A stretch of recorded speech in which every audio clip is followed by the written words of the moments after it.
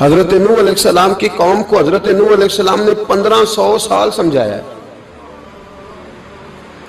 15، کچھ لوگوں نے 950 سال لکھا ہے نا، اعلیٰ حضرت نے لکھا ہے 1500 سال عمر ہوئی حضرت نوح علیہ السلام کی. اللہ تعالیٰ بندے کو جلدی سزا نہیں دیتا، بلکہ قرآن مجید میں ایک جگہ رب کریم اس طرح بھی فرماتا ہے کہ جب بندے مجھے بھول جاتے ہیں تو میں ان کے لیے نعمتوں کے دروازے کھول دیتا ہوں. بندہ سمجھتا ہے کہ میں کچھ تو ہے نا کہ میرے اندر کہ میں جدھر جاتا ہوں خیر ہی خیر ہو جاتی ہے. وہ سمجھتا ہے کہ میری عقل ہے، حالانکہ اللہ اسے ڈھیل دیتا ہے. اللہ اسے ڈھیل دیتا ہے. گناہوں کی سزا کے 3 طریقے ہیں. ایک ہے متنبع کرنا، تنبیہ کرتا ہے اللہ، بندہ متنبع ہو جاتا ہے، یہ اللہ کا بہت بڑا احسان ہوتا ہے. ایک ہوتا ہے مہلت دینا، اور ایک تیسرا ہوتا ہے اللہ خفیہ تدبیر کرتا ہے. تھوڑا سا سمجھیے گا، انسان پر کوئی آزمائش آئی، فوراً اس کی چھٹی اس نے کہا کہ وہ فلان جگہ غلطی کی تھی تب ایسا ہوا ہے. ہوتا ہے نا کئی دفعہ آواز آتی ہے نا اندر سے، چلیں بول دیں کچھ نہیں ہوتا آپ کو. اللہ جانتا ہے یہاں کوئی کچھ نہیں کہے گا آپ کو، اور ہماری تو ویڈیو بھی نہیں گھومتی، یعنی خبر بھی نہیں ہو کہ کس نے ہاں کر دی کس نے نہ کر دی. آپ بغیر ٹینشن کے بات چیت کریں، آج کچھ نہیں ہوتا ہے انشاءاللہ تعالی. آتی ہے اندر سے آواز. میں آپ سے اس لیے ان چیزوں کی تصدیق کراتا ہوں کہ باقیوں کو بھی آتی ہے کہ نہیں، اس لیے تصدیق. کبھی کوئی کسی جگہ انسان پریشان ہوتا ہے تو محسوس کرتا ہے کہ وہاں مجھ سے ہوتا ہے نا جی، جس کو یہ نصیب ہو جائے بڑا خوش نصیب آدمی ہے. حضرت مولا علی فرماتے ہیں اگر تجھے دنیا میں سزا مل گئی تو بچ گیا ہے، سمجھ پھر اللہ کرم کرے گا، آخرت میں سزا نہیں دے گا. اور یہ یاد رکھ لے، وما اصابکم من مصیبت فبما کسبت ایدیکم ویعفو عن کثیر. اللہ فرماتا ہے دنیا میں تجھے جو بھی تکلیف پہنچتی ہے وہ تیرے ہاتھوں کے کرتوتوں کی وجہ سے پہنچتی. ویعفو عن کثیر، فرمایا کثیر گناہ تو میں ویسے ہی معاف کر دیتا ہوں. یہ جو تیری زندگی میں دکھ ہے نا، یہ بھی میری قلیل سزائیں ہیں. یہ کثیر پر سزا، یہ قلیل ہے. قلیل یہ جو تمہاری زندگی میں تکلیفیں، انسان کو سزا ملتی. حضرت فضیل بن عیاض رحمۃ اللہ تعالی علیہ گھوڑے پہ بیٹھے تھے، گھوڑا شرارت کرنے لگ گیا، اچھلنے لگ گیا، کودنے لگ گیا. تو حضرت فضیل بن عیاض نیچے اترے، ایک کونے میں جا کے نماز کی نیت باندھ لی، 2 رکعت نماز پڑھی، پھر دیر تک استغفار پڑھتے رہے، روتے رہے، دعا کرتے رہے. واپس آئے، خادم عرض کرنے لگے حضور سمجھ نہیں آئی، گھوڑے نے تھوڑی سی شرارت کی، وہ بدکا ہے، آپ نے اس کو چھوڑا ہے اور چھوڑ کر کے آپ نماز میں لگ گئے. تو حضرت فضیل بن عیاض فرمانے لگے جب بندہ اللہ کی نافرمانی کرتا ہے نا تو جو چیزیں اس کی فرما بردار ہوتی ہیں وہ اس کی نافرمانی کرنے لگ جاتی. تو مجھے محسوس ہوا تھا کہ میں نے کہیں اللہ کی نافرمانی کی ہے، اس لیے ایسا ہوا ہے کہ میرے گھوڑے نے میری، تو میں توبہ کرنے لگا ہوں. اور اب دیکھتا ہوں بیٹھ کے بھلا کیا ہوتا ہے. میں نے سچی توبہ، حالانکہ مجھے یاد نہیں کہ میں کہاں بولا، پر کھری اور سچی توبہ کی. دوبارہ گھوڑے پہ بیٹھے تو گھوڑا بالکل صحیح ہو کے ساتھ چلنے لگ گیا. میرے بھائی جب یہ تنبیہ ہے اللہ کی طرف سے، یہ متنبع کیا جاتا ہے کہ تو بعد آ جا. بہت ساری جگہوں پہ انسان کو وقتی طور پر اگر سزا مل جائے، نبی پاک علیہ السلام کی خدمت میں ایک صحابی آئے، بات مضبوط کر دوں، واقعہ سنایا ہے نا تو کچھ لوگ سمجھتے ہیں کہ یہ واقعہ ہے، تو میں ایک حدیث پاک امام بہقی کی لکھی ہوئی عرض کرتا ہوں. نبی پاک علیہ السلام کے ایک صحابی آئے اور ان کا سر پھٹا ہوا تھا، خون بہ رہا تھا. سرکار نے فرمایا کیا ہوا؟ عرض کی حضور ایک عورت جا رہی تھی، میری نظر پڑی، ابھی نظر پڑی ہے کہ میرے آگے ستون آ گیا تو میرے سر پہ لگ گیا. نبی پاک صلی اللہ علیہ وسلم نے فرمایا تیرے لیے خوشخبری ہے، اگر دنیا میں تیری غلطی کی تجھے سزا ملی ہے تو پھر رب تجھے قیامت میں سزا نہیں دے گا. پھر اللہ قیامت میں سزا، بعض گناہ ایسے ہیں جن کی یہاں بھی سزا ملے گی اور وہاں بھی ملے، لیکن میرے بھائی پہلی بات یہ ہے کہ اللہ تعالیٰ اس غلطی کی یہی سزا دے لے اور دعا فرمائے اللہ تبارک و تعالیٰ یہاں بھی معافی عطا فرمائے وہاں بھی معافی عطا فرمائے، اللہ درگزر ہی فرمائے. لیکن میرے بھائی ایک تو یہ سزا، ایک سزا یہ ہوتی ہے کہ انسان جب گناہ کرنے لگتا ہے تو اللہ نعمتوں کے دروازے کھولتا ہے، مہلت دیتا ہے. 500 سال تک فرعون کو مہلت دی. کتنے؟ یہاں جو 5 سال حکومت کر لیتا ہے وہ کہتا ہے سب سے قابل میں ہی ہوں، مجھے مہلت جو ملی ہوئی ہے، 500 سال مہلت دی اللہ تعالیٰ نے.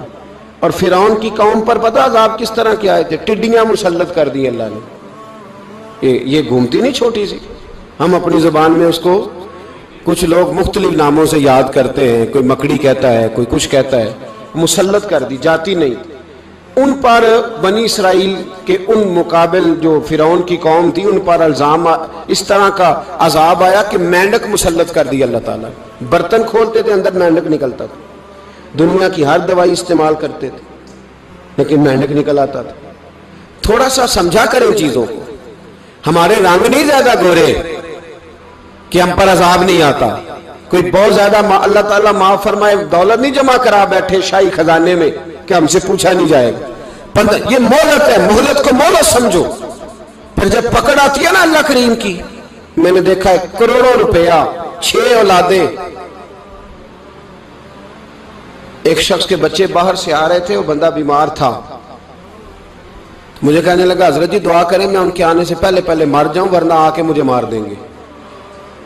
دعا کریں. اتنی بے سکونی، کروڑوں روپیہ پڑا ہے تو یہ عذاب نہیں؟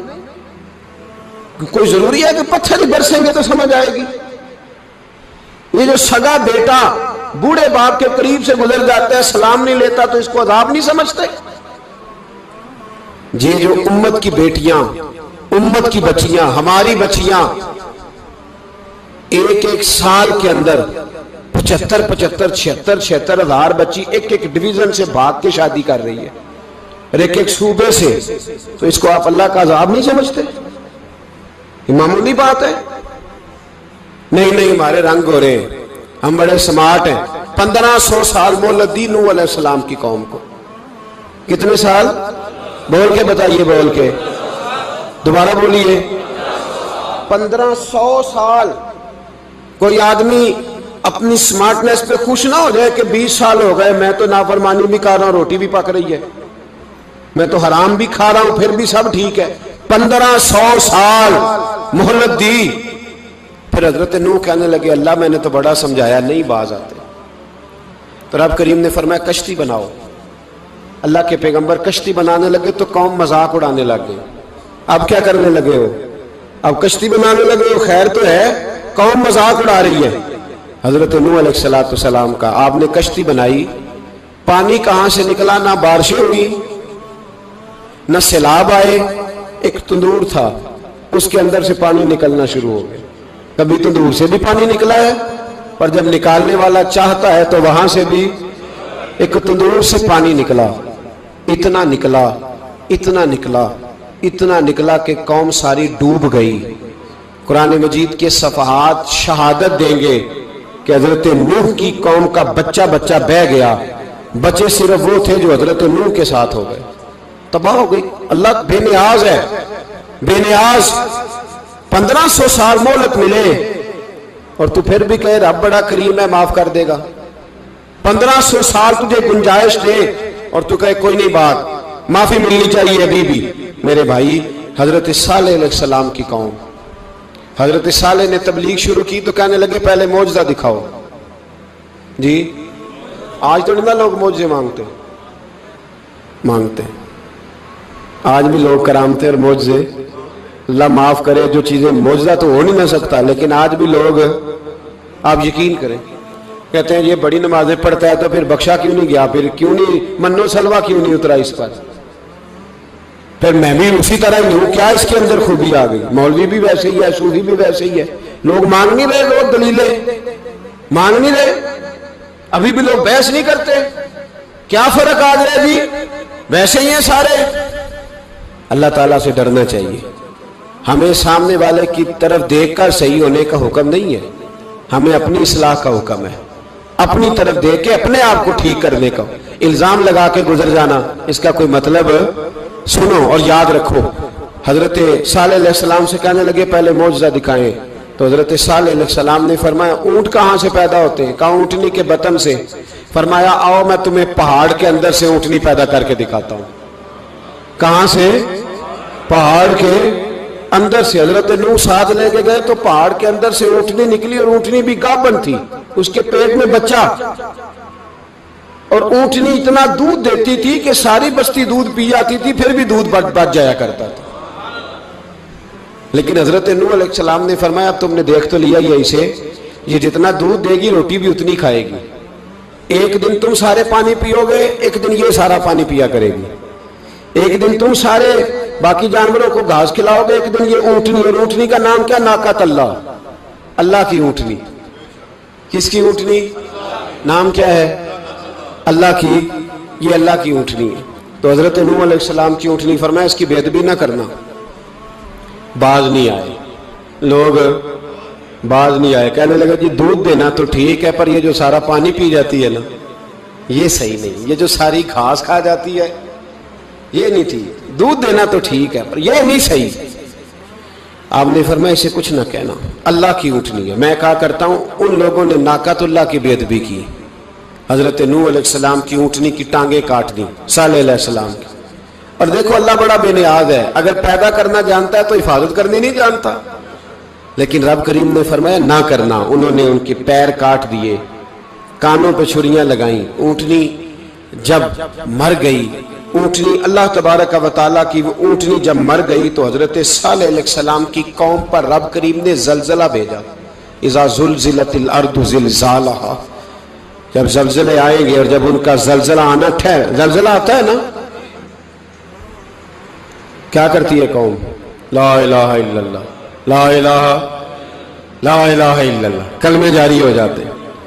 بلکہ ایک دفعہ ایسا بھی ہوا کہ مسجدوں میں اعلان ہونے لگے زلزلہ آ رہا ہے، جو فجر کے لیے نہیں اٹھے زلزلے کے لیے وہ بھی اٹھ گئے، جن کا دعویٰ ہے نا میری سویرے آنکھ نہیں کھلتی، ان کی لگی نہیں کتنے گھنٹے، بعد میں بھی نہیں لگی، ٹی وی پہ اعلان ہوتے رہے کوئی نہیں آ رہا سو جاؤ چپ کر کے، لیکن آنکھ لگی۔ موت سے تو ڈرتا ہے، اللہ سے ڈرتا ہی نہیں، موت کا خوف ہے رب کا نہیں۔ زلزلہ آیا ساری قوم تباہ ہو گئی۔ بتاؤ اگر ناقۃ اللہ کی گستاخی ہو تو اللہ ناراض ہو جاتا ہے، اور اگر اولیاء اللہ کی ہو، اگر اولیاء اللہ کی ہو تو رب ناراض نہیں ہوتا؟ شرم نہیں آتی لوگوں کو داتا صاحب کی بے ادبی کرتے؟ شرم نہیں آتی لوگوں کو غوث اعظم کی گستاخی کرتے؟ حیا نہیں آتی جنہوں نے دین پھیلایا ان کی بے ادبی؟ میں درد سے کہتا ہوں، رو کے کہتا ہوں، اور اگر کلیجہ پھٹ سکے تو میں دکھاؤں زخم کتنے۔ ایک حج کے موقع پر ایک بابا جی، اس سال 4,80,000 روپے کا پرائیویٹ حج تھا، اور بابا جی کی کیفیت کمزور تھی، بیچارے بیمار تھے، اس کے باوجود وہ گئے۔ بوڑھے آدمی، جا کے بیٹھیے، بزرگ، اور کتنی مشکل ہے وہاں منا، مزدلفہ، عرفات، طواف زیارت، کتنا مشکل کام ہے طواف زیارت کرنا، طواف وداع کرنا۔ کس کٹھن سے حج کیا، بڑھاپے میں پیسے بھی لگائے، اور جب وہ روضہ رسول پہ گئے صلی اللہ، اور انہوں نے جا کے نبی پاک صلی اللہ علیہ وسلم کے روضے کی طرف منہ کر کے درود شریف پڑھا تو ایک ملا نے اٹھ کے کہہ دیا تو مشرک ہے۔ تو میری روح کانپی، میں نے کہا تجھے شرم نہیں آئی، حیا نہیں آئی؟ اس کی عمر دیکھ، کس بڑھاپے میں کہاں سے چلا، کہاں آیا۔ یہ مشرک ہوتا تو کسی مندر میں جاتا، یہ مشرک ہوتا تو کسی گرجے میں جاتا، یہ مشرک نہیں، یہ مومن ہے، اور یہ وہ والا مومن ہے جس کے سینے میں دل جب دھڑکتا ہے تو خالی دھڑکتا نہیں، ساتھ وہ محمد عربی پہ درود و سلام بھی پڑھتا ہے۔ شرم نہیں آتی لوگوں کو؟ اتنی بڑی گستاخی کرتے، جو روضہ رسول پہ آیا مشرک ہے۔ میں نے جو مولوی کو صاف صاف کہا تھا، میں نے کہا اگر میں مشرک ہوں تو نکالو، مشرک کا داخلہ تو یہاں ویسے ہی منع ہے۔ شرم نہیں آتی؟ اپنی زبان کا ایک پاس کرو کچھ۔ اتنا ظلم، اتنی بڑی فرقہ واریت امت میں، اتنا امت کو تقسیم کرتے ہو، تمہیں شرم نہیں آتی؟ جہاں سے اتحاد کا پیغام دینا چاہیے وہاں سے تم لوگوں کو فرقے کا پیغام دیتے ہو، ایک مقصود فرقے کی تبلیغ کرتے ہو۔ خدا رہا تو میں کہہ رہا ہوں ناقۃ اللہ کی بے ادبی پہ عذاب آتا ہے، تو اولیاء اللہ کی بے ادبی پہ نہیں آتا۔ داتا صاحب ساری زندگی تبلیغ کرتے رہے، ایک آدمی نے اٹھ کے کہہ دیا جناب وہ تو شرک کا اڈا ہے، تو رب کریم ناراض نہیں ہوتا ان باتوں سے؟ ہمیں خیال کرنا چاہیے، اللہ سے ڈرنا چاہیے۔ ان چیزوں سے عذاب آتا ہے اور آ رہا ہے، اللہ تعالی ہمیں محفوظ فرمائے۔ اللہ ہمیں اس سے، قوم لوط پہ بھی عذاب آیا، ہم جنس پرستی، مرد مردوں سے بدکاری کرتے، حضرت نوح نے سمجھایا کہ یہ کام درست فطرت کے خلاف ہے، یہ کام درست نہیں۔ جب انسان یہ کام کرتا ہے تو زمین اور آسمان کانپتے ہیں۔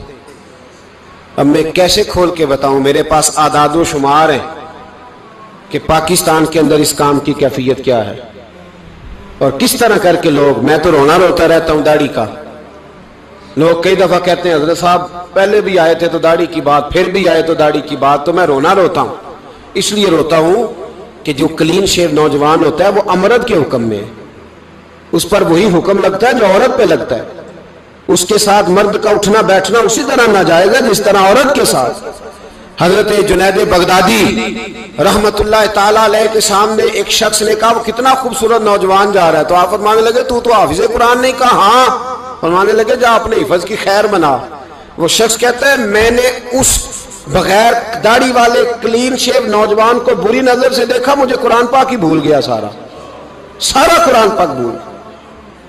اور کتنے سال میں دعائیں کرتا رہا، بیت اللہ کے طواف کرتا رہا، میں یاد بھی کرتا تو نہیں ہوتا۔ کیسے اب تو ہمارا نعت کہاں بیوٹی پارلر سے ہو کے آتا ہے، ہم کسی اور کو کیا پیغام دیں؟ وہ پیغام، وہ نظام، وہ طریقہ کار جس کا حکم تھا شریعت میں، قوم لوط پر عذاب آیا۔ صحیح بیٹھتے ہوں گے بچے جو موٹر سائیکلوں پہ بیٹھتے ہیں، میں نے گجرانوالہ کی سڑکوں پہ بچوں کو، نوجوانوں کو جو تماشے کرتے سر عام دیکھا ہے تو مجھے ڈر لگتا ہے، اور کوئی روکنے والا نہیں، شغل ہو رہا ہے، ہنس رہے ہیں، اور سامنے عورتیں بھی ہیں، سب ہو رہا ہے۔ کتنی تکلیف کی بات۔ حضرت نوح کی قوم یہ کام کرتی تھی، قرآن پاک نے بیان کیا ہے۔ حضرت نوح نے سمجھایا، فرمایا رب کریم نے تمہیں اپنی خواہش پوری کرنے کے لیے جائز طریقہ عطا فرمایا، عورتوں سے نکاح کرو، اور اس نکاح کی برکت سے جو اللہ تمہیں اولاد دے گا اس کو اللہ تبارک و تعالیٰ تمہارے لیے باعث بخشش بھی فرمائے گا۔ لیکن جب قوم نہ مانی تو جو قوم میں لوط کا عمل کرے اس کا علاج قرآن نے بیان فرمایا کہ آسمان سے پتھر برسیں گے، پھر پتھر برسے،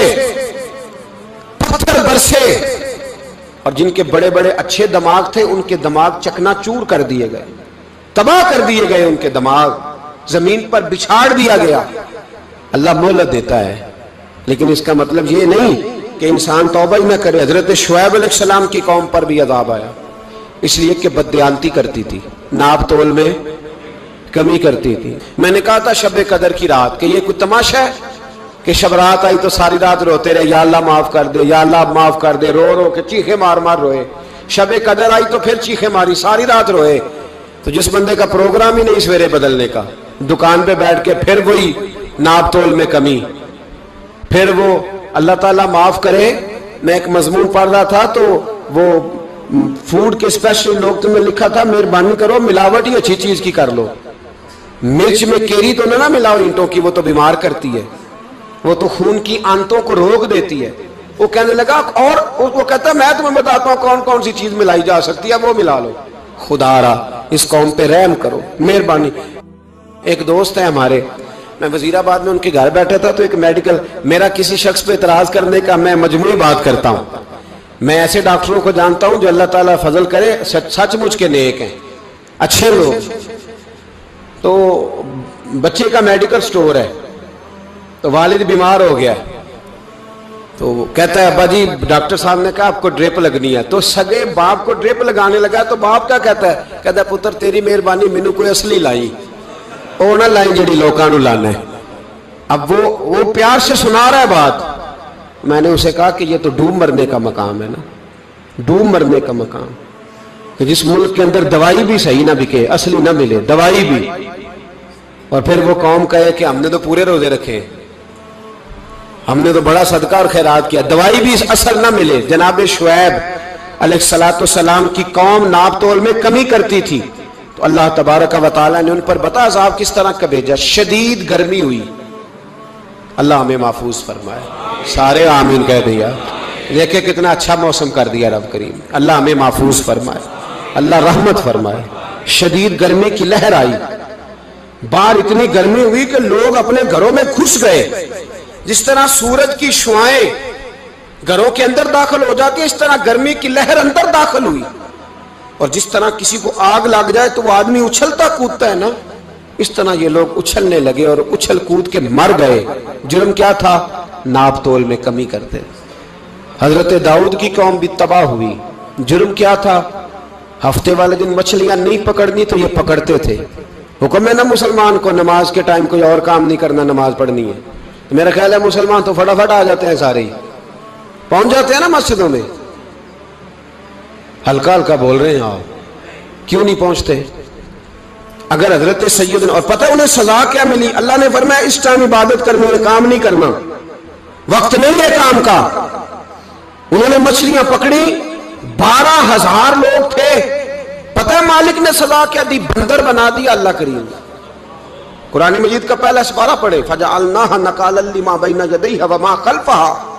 اللہ فرماتے ہیں پچھلوں کے لیے بھی عبرت بنا دیا، بعد والوں کے لیے بھی عبرت، نشان عبرت بنا دیا۔ بندر بن گئے، اور جو ان کے دوست جو بچ گئے تھے ان کے پیر چومتے تھے، روتے تھے۔ 3 دن بندر بن کے زندہ رہے۔